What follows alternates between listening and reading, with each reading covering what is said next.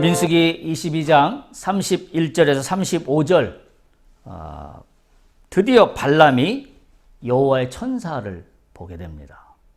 지난주까지 말씀 30절까지는 여호와의 천사를 보지 못해서 발람이 나귀를 3번이나 때렸는데 드디어 오늘 31절에 여호와의 천사가 발람 앞에 나타나서 모습을 보입니다. 오늘 말씀에 보면 31절에 이렇게 시작해요. 그때는 언제냐면 바로 앞에까지죠. 발람이 여호와의 사제를 보지 못해서 길을 잃고 왔다 갔다 하는 나귀를 3번이나 때리는 바로 그때입니다. 그때 여호와께서 발람의 눈을 밝히셨다, 이렇게 표현하면서 오늘 본문의 말씀이 시작합니다. 그래서 결국 발람은 자신이 한 행동들이, 그리고 나귀가 왜 이상한 행동을 했는가 하는 것을 비로소 알게 됩니다. 그러면서 발람은 이렇게 고백합니다. 34절에 보면 내가 범죄하였나이다. 발람이 여호와 사자에게 말하되 내가 범죄하였나이다. 범죄하였나이다 라고 했으면 우리가 상식적으로 어떻게 해야 되나요? 내가 하는 짓이 잘못됐다라고 한다면, 다시 말하면 지금 오늘 본문의 말씀 보면 여호와의 천사가 왜 나귀가 3번씩이나 길에서 벗어났는지를 설명해 주고 있어요. 그래서 발람이 그 얘기를 듣고 내가 범죄하였나이다 라고 했으면 발람은 어떻게 해야 되냐면 범죄를 깨달았으면 범죄하는 행위를 하지 않아야 합니다. 그래서 과연 이 범죄하였나이다 라는 말이 진정성이 있느냐라는 겁니다. 왜냐하면 오늘 35절에 보면 결국은 그렇게 됩니다. 35절 맨 끝에 보면 발람이 발락의 고관들과 함께 갔다. 발람이 발락의 고관들과 함께 모압으로 가는 거죠. 아니, 범죄했다고 했으면 하지 말아야죠. 깨달았다고 했으면 하지 말아야죠. 근데 결국은 발람은 중간에 뭐 어쩌고 저쩌고 여호와께서 그리고 천사와 어쩌고 저쩌고 했는데 결론은 가는 걸로 결론이 납니다. 오늘 본문의 말씀은 그렇게 흘러가고 있습니다. 그래서 저는 그런 생각을 하게 돼요.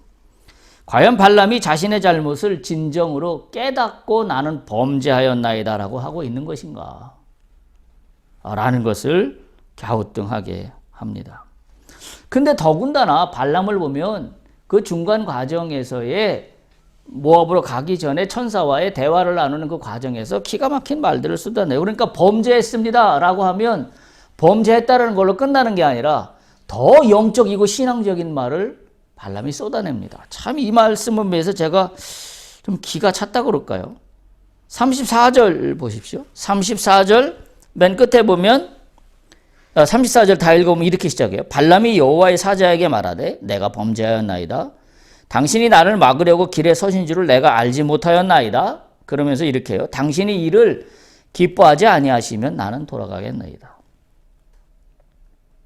하나님이 기뻐하시지 않는 일이라면 나는 관두겠다 그래요. 그러니까 나는 범죄하겠나이다로 끝나지 않고 더 말하자면 듣기 좋은 이야기를 하는 거죠. 당신이 기뻐하는 일이 아니라면 나는 여기서 내 고향으로 다시 돌아가겠나이다.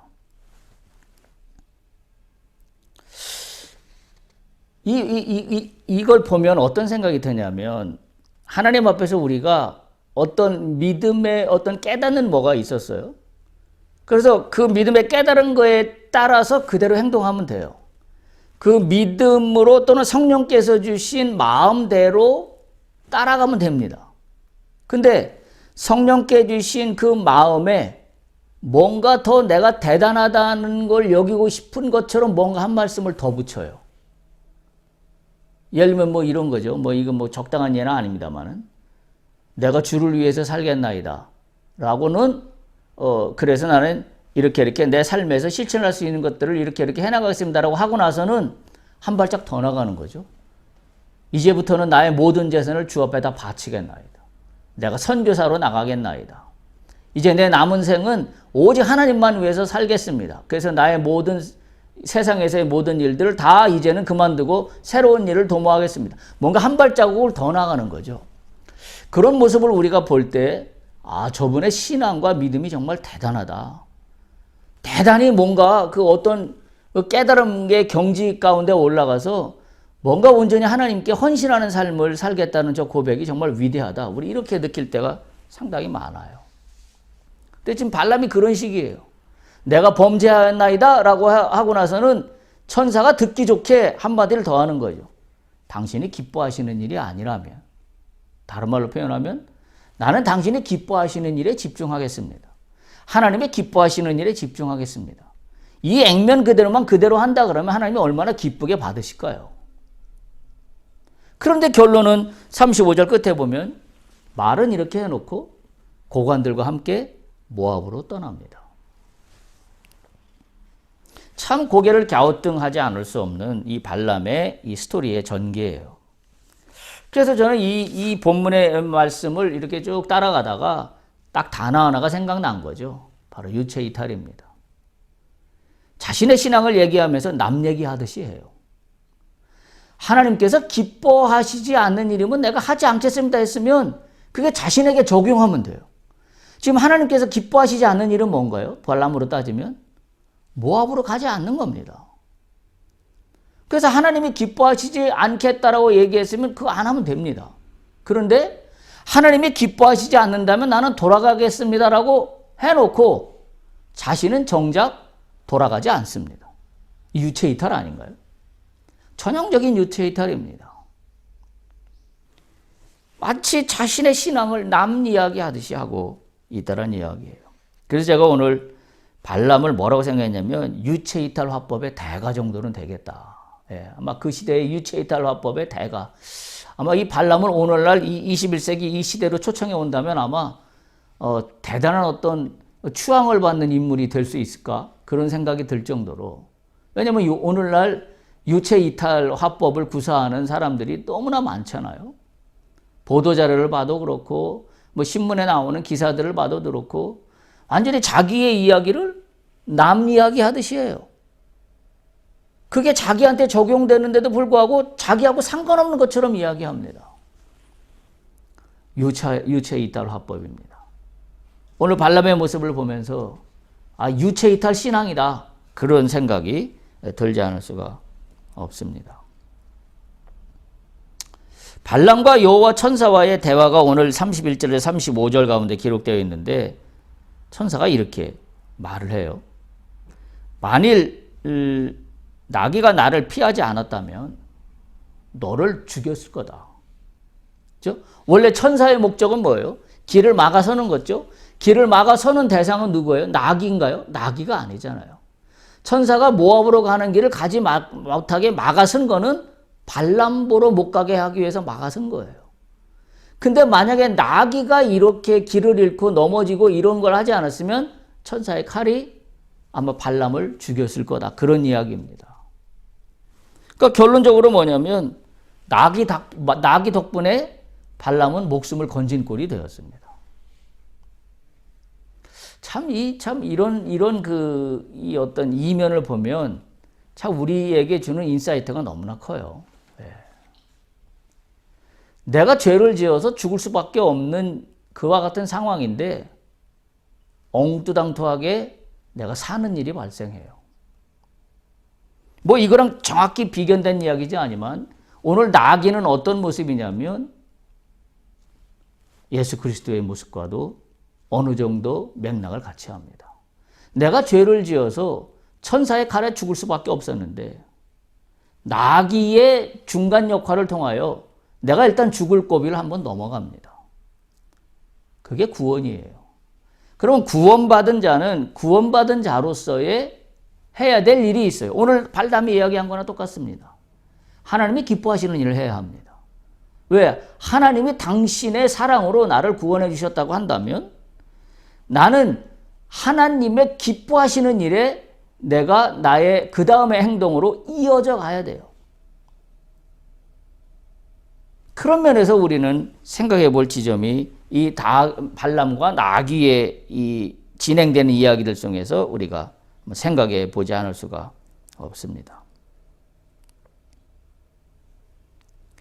발람이 영적으로 깜깜하게 되었다는 이 사실이 우리 모두로 하여금 당황스럽게 만들고 있는 그와 같은 상황입니다. 한마디로 영적으로 깜깜해지면 나한테 어떤 재앙이 닥치는지 나는 원인도 이유도 모른다는 이야기예요. 그러니까 믿는 자에게 중요한 게 뭐냐면 영적으로 깨어있는 겁니다.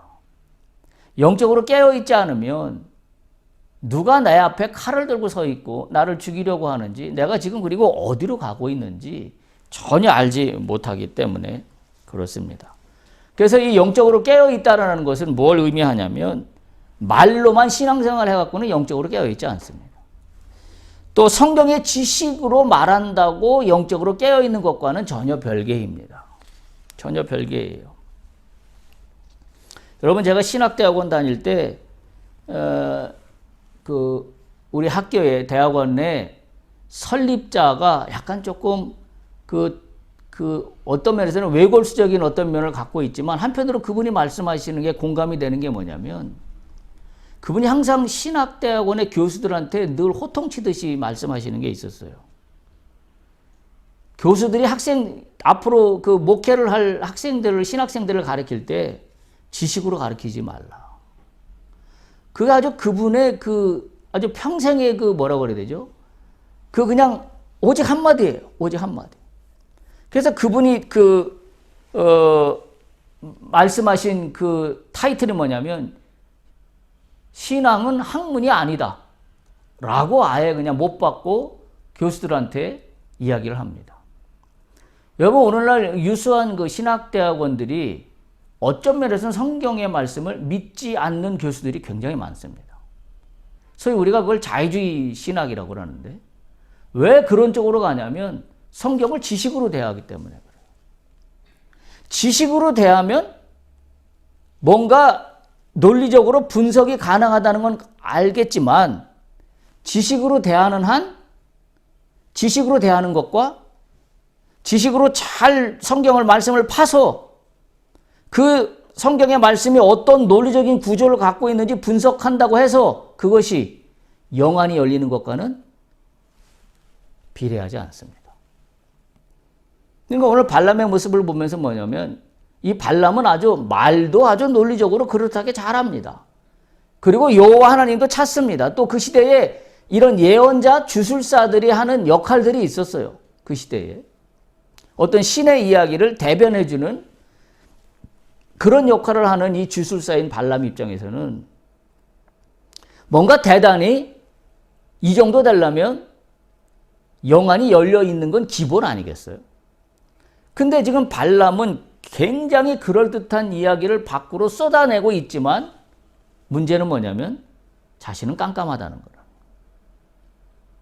그러니까 우리가 이 점에서 잘 깨달아야 되는 게, 내가 신앙생활을 한다고 하는 것이 성경을 잘 알아서, 성경을 잘 아는 것 중요합니다. 절대 중요하지 않은 건 아닙니다. 그러나 성경을 지식적으로 안다는 것이 곧 나의 영적으로 깨우침이 더 커진다라는 것과는 크게 상관이 없다라는 사실.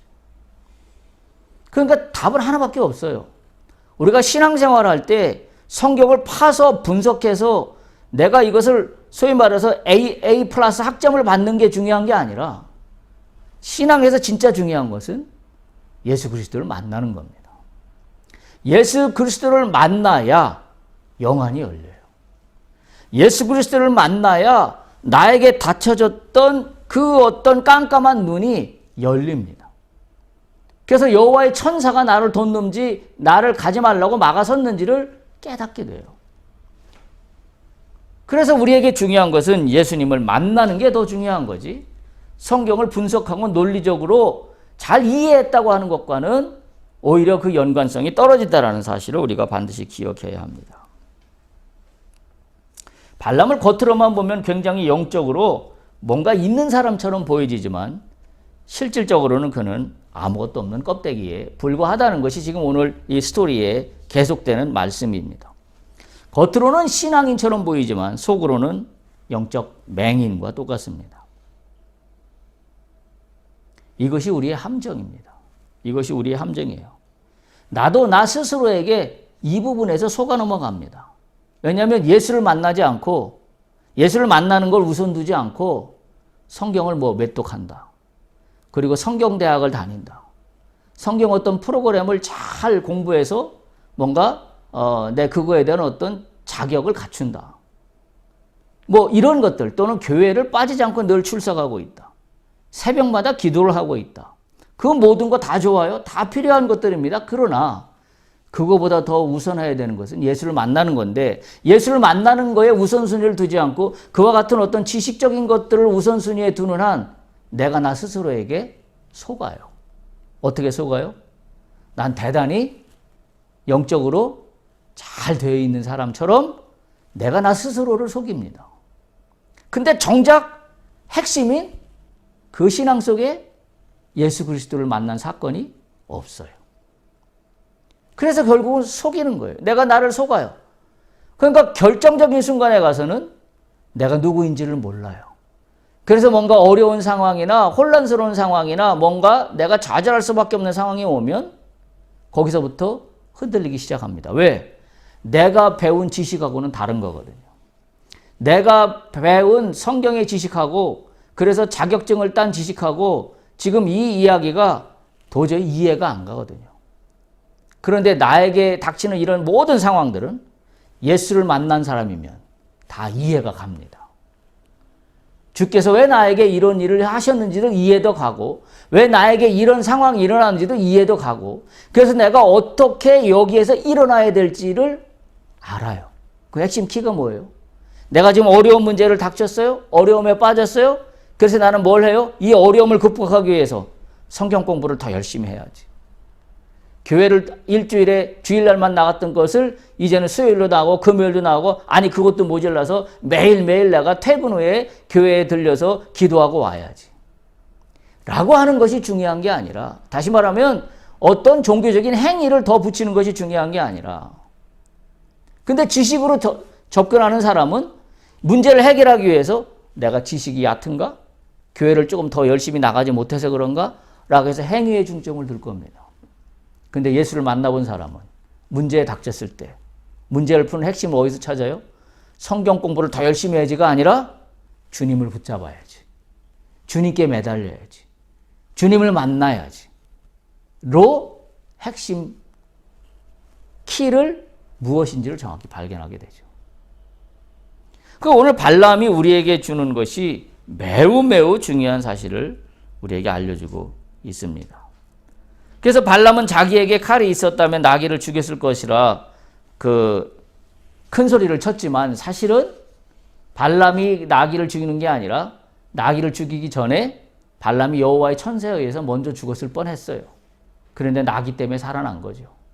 그 사실을 이제 발람은 깨달았습니다. 근데 제가 볼 때는 이게 깨달은 건지 안 깨달은 건지 잘 모르겠어요.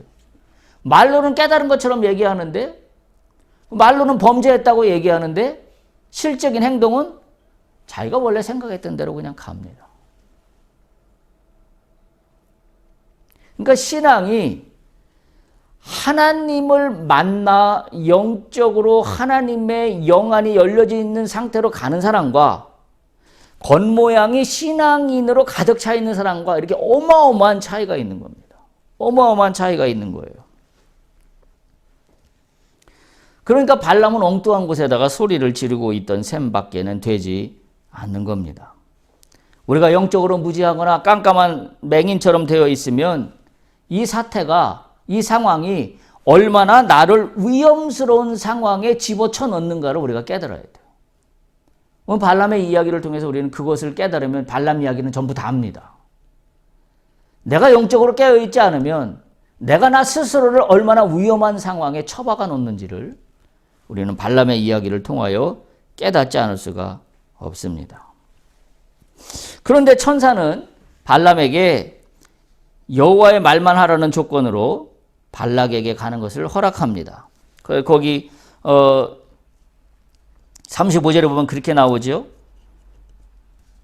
34절 끝에 발람이 여호와 천사를 향하여 당신이 이를 기뻐하지 아니하시면 나는 돌아가겠나이다 하고 나서 35절 시작에 여호와의 사자가 발람에게 그 사람들과 함께 가라라고 허락을 합니다.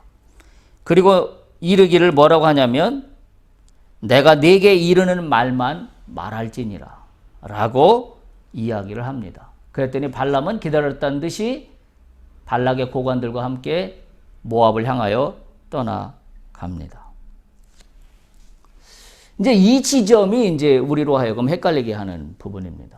발람이 천사가 가라고 허락했으니까 갔지요. 만약에 천사가 가지 말라고 그랬으면 안 갔을 건데요. 천사가 가라고 해서 간 거잖아요. 라고 이야기하지만 사실 이 본문의 맥락의 흐름을 보면 천사의 의도는 발람에게 가서 그럼 네 뜻대로 하라는 의미가 아니에요. 단서를 붙였잖아요. 내가 네게 이르는 말만 가서 그럼 말해라. 다른 이야기를 전혀 해서는 안 된다. 그 다른 이야기가 뭐겠어요? 이르는 말이 뭐겠어요? 다른 이야기는 뭐고? 저주하는 거잖아요. 저주하지 말라 그랬잖아요. 처음에 하나님께서요. 저주하지 말라 그랬는데 말하자면 발람이 만약에 발락에게 가서 저주하는 말을 한다 그러면 이 상황은 이제 안 되는 상황입니다. 이거의 본뜻은 뭘까요? 가서 저주하지 말라는 게 본질이 아니라 본질은 뭐예요? 가지 않는 겁니다. 왜냐하면 처음에 가지 말라고 그랬잖아요. 그리고 저주하지도 말라고 그랬어요. 근데 지금 천사가 내가 이르는 말만 하라는 이야기는 뭐예요? 결국은 네 뜻을 펼치지 못하다는 거예요. 왜냐하면 저주하는 말을 해야 은과 금도 얻고 모압 왕에게 권세도 얻을 거 아니에요. 가서 저주하는 말을 안 하는데 뭐 권세를 얻을 수 있겠어요? 그러니까 차라리 가지 말라, 하지 말라라는 게 여호와 천사의 말하는 본질이에요. 이걸 허락했다라고 해석한다라고 하면 상당히 심각한 문제에 직면하지 않을 수가 없다라는 이야기입니다. 발람은 자신의 잘못된 행동을 보고 스스로 깨달았어야 하는데 그러하지 못했어요. 두 번이나 이런 그 상황이 전개됐잖아요. 첫 번째는 뭐예요? 나귀의 이상한 행동이 첫 번째였어요. 그렇죠? 그래서 한 번쯤은 나귀를 통하여 주시는 이 하나님의 메시지를 들었었어야 해요. 그것도 3번이나 나귀를 통해서. 근데 발람은 영적인 눈이 어둡고 권세와 재물에 눈이 멀어서 3번이나 나귀가 전하는 메시지를 듣지 못했어요. 두 번째 또 있은 거 아닌가? 지금 이 상황이에요. 이제는 여호와의 천사가 그에게 보여지게 됩니다. 그래서 천사가 말을 하는 걸 듣습니다. 자, 이쯤 되면 발람은 자신의 생각이 잘못되었다라는 사실을 분명히 깨달았어야 해요. 그리고 그렇다 그러면 자신이 범죄했다 그러면 어떻게 돼요? 자신의 행동을 교정해야 합니다. 수정해야 합니다. 범죄했다는 걸 알면서 그 범죄한 내용을 그대로 행동으로 옮겨간다고 하는 것은 이건 범죄했다고 고백한 게 거짓말이 되는 거죠. 근데 지금 발람은 행동의 수정도 일어나지 않습니다. 결국 발람에게 지금 필요한 건 뭐예요? 이 두 개의 사건, 다시 말하면 나귀의 이상한 행동, 그 다음에 여호와의 천사가 나타나서 이와 같은 일이 일어났다라고 얘기해 주는 거에 대해서 발람이 해야 될 유일한 한 가지 대안은 뭐예요? 여기서 멈추는 겁니다. 가지 않는 겁니다. 모압으로 가지 않는 겁니다. 다시 말하면 지금 진행되어 왔던 그 모든 것들을 스톱하는 겁니다. 그게 행동 교정이에요. 근데 발람은 행동 교정을 하지 않습니다. 결국 뭐만 남아 있어요? 말만 남아 있습니다. 기뻐하시지 않는 건 않겠습니다. 내가 범죄하였나이다. 말만 그럴싸하게 남아 있어요. 행동은 하나도 변화되지 않았어요. 그러니까 천사가 발람에게 가라고 하는 뜻은 어떤 의미가 있는 거냐면 네가 거기에 가서 깨닫기를 원하는 거예요. 네가 그렇게 가기를 원하니 거기에 가서 가지 않는 것이 옳았다는 것을 깨닫기를 원하는 거예요. 근데 발람이 하도 가고 싶어 하니 그럼 가라 그러면 가라. 이 의미는 그런 거예요. 천사가 발람의 생각을 들어줘서 가라고 한 말이 절대 아니라는 사실을 우리가 다시 한번 기억해야 됩니다. 결국 하나님께서 발락에게 가도록 허락하신 것은 발락이나 발람의 정욕적 욕구를 허락한 것이 아니라는 사실이에요. 발락도 모압 왕인 발락도 정욕적인 욕구예요. 하나님의 백성들을 저주하려는 정욕적인 욕구를 갖고 있어요. 영적인 욕구를 갖고 있어요. 또 그 정욕적인 욕구를 발람에게 전해서 발람이 여기에 동참해 줄 것을 모압 왕은 지금 요청하고 있는 그런 내용들이잖아요. 지금 천사가 허락한 것은 단서를 달았어요. 정욕적인 욕구를 써서는 안 된다. 그러니까 35절에 그렇게 이해하고 있는 거예요. 내가 네게 이르는 말만 가서 말해라. 이게 허락해 주는 조건이에요. 결국은 아무것도 하지 말라는 이야기와 똑같은 이야기인 셈이 됩니다. 결국 하나님의 진정한 뜻이 무엇인지를 가르치고 밝히기 위해서, 드러내기 위해서 발람에게 경고하고 있는 말씀인 것을 발람은 깨닫지 못합니다. 그러니까 고관들과 길을 떠나갑니다.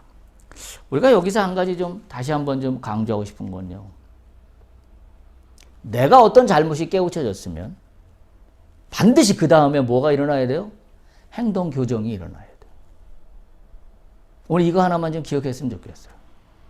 발람은 근데 보면 자기의 잘못을 깨닫고 하나님이 기뻐하시는 일을 하겠다라고 말로는 하면서도 불구하고 행동 교정은 하나도 안 일어나고 있다는 것이 발람의 지금 심각한 문제입니다. 우리도 마찬가지죠. 우리에게 하나님이 요구하시는 성령의 깨우침이 있어요. 또는 기도할 때 주께서 주시는 마음이 있습니다. 그 마음을 따라서 내가 이런 것을 더 이상 하지 말아야지. 이런 것은 내가 절제해야지. 이런 것은 내가 조심해야지 라고 합니다. 그런데 그 다음이 문제예요. 어떻게 해요? 그런 마음을 묻고 결심은 했지만 말은 또 그렇게 했지만 행동의 교정이 일어나지 않습니다. 참 이게 문제인 거죠. 결국 발람의 오늘의 모습을 보면 그와 같은 상황으로 해서 다시는 이제는 알겠습니다, 깨달았습니다라고 했지만 행동의 변화는 전혀 일어나지 않고 있다는 사실이에요. 이게 유체이탈 아닌가요? 말로는 신앙인이라면 이러이러해야 됩니다. 아주 신앙인의 모습을 전형적으로 보여주고 있어요. 내가 범죄하였나이다. 하나님이 기뻐하시는 일이 아니라 그러면 나는 지금 여기서 멈추고 돌아가겠나이다. 이거 자신한테 적용해야 되는 얘기 아니에요?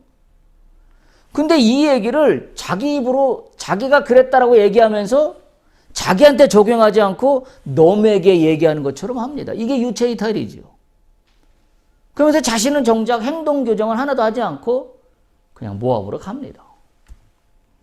참으로 안타까운 일이 아닐 수가 없습니다. 그래서 34절에 있는 만약 하나님이 기뻐하시지 않는다면 나는 돌아가겠나이다라는 이 말이 하나도 진정성 있게 다가오지 않습니다. 그냥 말로만 하는 립서비스죠. 소위 말해서. 오늘 얘기하면 립서비스입니다. 하나님 앞에 우리가 립서비스 할 일이 뭐 있어요?